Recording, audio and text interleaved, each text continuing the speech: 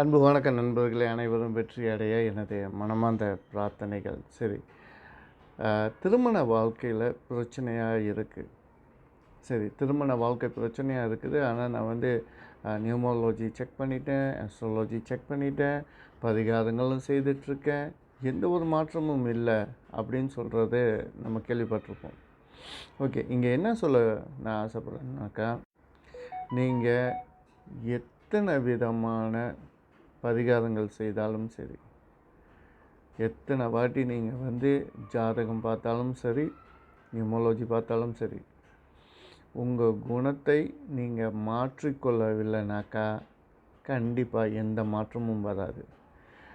இங்கே எல்லாருக்கும் என்ன ஒரு பிரச்சனை தெரியுமா? எனக்கு ஏற்ற மாதிரி மற்றவர்கள் மாறணும் அப்படின்ற ஒரு எண்ணமே தவிர, மற்றவர்களுக்கு ஏற்ற மாதிரி நான் மாறுவேன் அப்படின்ற எண்ணம் வருவதில்லை. கணவனுக்கு ஏற்ற மாதிரி மனைவியும், மனைவிக்கு ஏற்ற மாதிரி கணவனும் மாறிக்கொள்வது சிறப்பு. ஆனால் இங்கே எதிர்பார்ப்பு வேறு.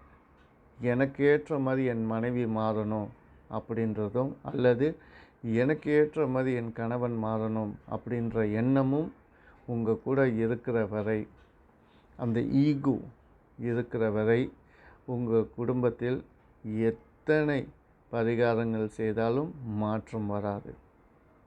ஸோ இங்கே பரிகாரம் என்பது எதற்காக அப்படின்னு சொன்னாக்கா, உங்களுக்கு இறைவனோட ஆசீர்வாதம் கிடைப்பதற்கு. ஆனால் அந்த ஆசீர்வாதம் பெற்ற பின்பு நாம் நமது குணத்தையோ நம்மளுடைய லைஃப் ஸ்டைலையோ மாற்றலைன்னா அது கிடைக்கவே கிடைக்காது. சரி, ஒரு உதாரணம்.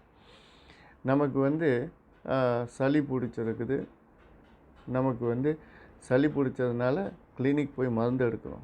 மருந்து எடுத்துகிட்டு சாப்பிட்டதுக்கப்புறம் மறுபடியும் ஐஸ் தண்ணியோ, இல்லை இரவில் குளிக்கிறதோ, லேட் நைட்டில் குளிக்கிறது, நிறைய நேரம் தண்ணியில் குளிச்சுக்கிட்டு இருக்கிறது, அல்லது ரொம்ப குளுமையான பொருட்களை இரவில் சாப்பிட்றது, இப்படி அந்த விஷயங்களை நம்ம விடாமல் செய்து கொண்டிருந்தால் கிளினிக்கில் உள்ள மருந்து உங்களுக்கு வேலை செய்யாது. ஏன்னு சொன்னால் உங்களோட லைஃப் ஸ்டைலை மாற்றலை.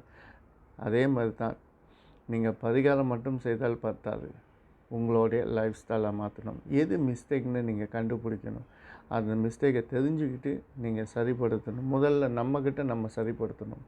அப்போ தான் நம்மளை சுற்றி இருக்கிறவங்களுடைய மாற்றம், இறைவனோட ஆசீர்வாதமும் நாம் உணர முடியும். நன்றி, வணக்கம்.